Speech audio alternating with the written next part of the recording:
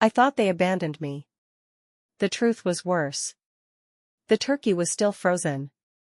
20 pounds of solid ice sitting on the kitchen counter while the heating system coughed its last breath. My fingers were numb. My phone buzzed. Boarding now. Finally some peace. A photo loaded. My mother, Lillian, smiling with champagne in first class. My father, Mark, relaxed, linen shirt, ocean already in the background.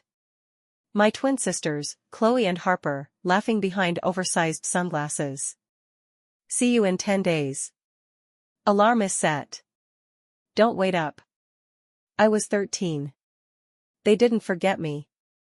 They left me, the night the lights went out. I didn't cry. I microwaved a freezer burrito. The power died mid-spin. Darkness swallowed the house. No heat. No lights. No plan. Then headlights cut across the window. For one stupid second, I thought they came back. It wasn't them. It was a black SUV. And the man who stepped out wasn't warm. He wasn't smiling. He wasn't apologizing. He was my uncle. Victor Hale. The man my father called ruthless. The man my mother called dangerous. He stepped inside, scanned the freezing house, the dark hallway, the untouched turkey. They paid the security system, he said calmly. But not the electric bill. Then he looked at me. Pack a bag. Essentials. Where are we going? Somewhere intentional. I didn't pack toys. I packed books. And I left. Recalibration. Victor didn't save me. He trained me. His house wasn't cozy. It was concrete and glass overlooking the Pacific cliffs. Silence lived there, not the empty silence of abandonment, but the kind that listens. For months I tried to disappear. One evening he caught me watching him review blueprints. You think being invisible keeps you safe, he said. It keeps you observant. That's different. He slid architectural plans toward me. Tell me what's wrong. I studied the layout. The flow collapses here. Sun glare blinds the receptionist. The elevators create congestion. He smiled, sharp and quick.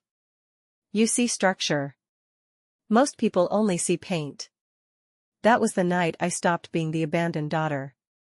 And started becoming the architect. The sanctuary. At 16 I asked for a better desk. He handed me a $10,000 budget. Don't buy furniture. Build authority. So I built a room that answered to me. Concrete floors. Steel-framed desk, soundproof walls. Focused light. No softness. A command center. When he inspected it, he gave one nod. That nod meant, you're not furniture. Your foundation. The life I built. I graduated early. Architecture school. My own firm by 24. By 30, my skyline projects were reshaping cities. Victor called it long-term infrastructure. Then his heart failed. Efficient. Quiet. 2 days before he died, he handed me a sealed envelope. They'll come, he said. They always do when the money moves. The funeral. They arrived in rented black cars. Perfect black outfits. Designer grief. My mother sobbed for a brother she hadn't called in 15 years. My sisters live-streamed sympathy. They walked right past me. They didn't see a CEO. They saw the girl in the cold kitchen. After the burial, my father said softly, "We'll handle the estate now." Like I was the assistant. The reading. The conference room was cold. The attorney opened a thin folder.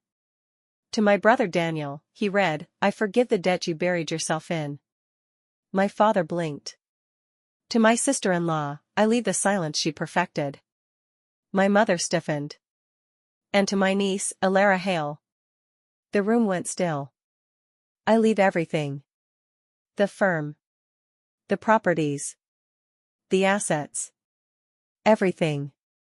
The explosion came instantly. She manipulated him. She coerced him. That's ours. The attorney raised a hand. One more document. He slid a yellowed contract across the table. Dated December 22nd.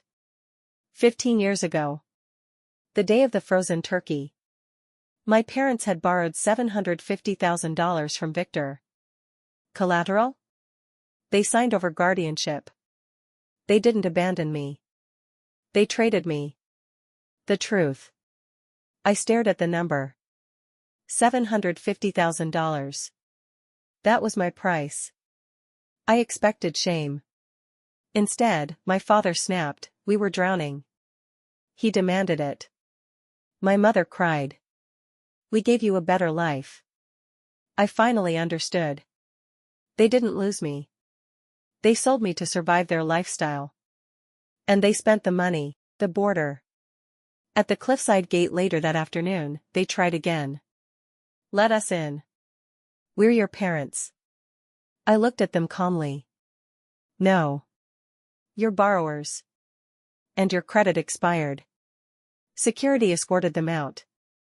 The gate closed. Click. Inside, the house was quiet. Not empty. Strong.